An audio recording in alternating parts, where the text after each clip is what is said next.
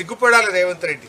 ఆయన ఎంతసేపు ఆయన కిట్టి నిండిందా లేదా చూసుకుంటుండే తప్ప పేద ప్రజలకు కిట్లు అందుతున్నాయా లేదా అనే సోయి రేవంత్ రెడ్డికి లేదు. అదే కేసీఆర్ కిట్ పథకం వల్ల మనం అది కేసీఆర్ మీద కోపం కొద్దీ ఆ పథకం తీసేస్తే పేదలకు వైద్యం అందుబాటులో లేకుండా పోయింది, పేదలు ప్రైవేట్ ఆసుపత్రులకు పోయి అప్పుల పాలవుతుందనే సోయి రేవంత్ రెడ్డికి లేదు.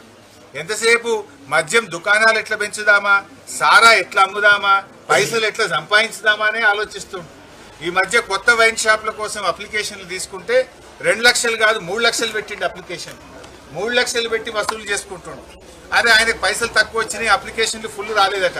ఇప్పుడు అడగకుండానే ఇంకో వారం రోజులు ఎక్స్టెన్షన్ ఇచ్చిండు. అంటే ఇంకా కొన్ని అప్లికేషన్లు రావాలి, ఇంకా కొన్ని దుకాణాలు పెట్టాలి, ఇంకా పైసలు సంపాదించాలి, జనం తాగాలి, ఊగాలి, రేవంత్ రెడ్డి కిట్టి నిండాలి. ఇంతేనా నీకు? ప్రజల మీద సోయి లేదు. మరి కేసీఆర్ కిట్ ఎందుకు అంతలేదు? బస్తీ దవాఖానల జీతాలు ఎందుకు వస్తలేవు?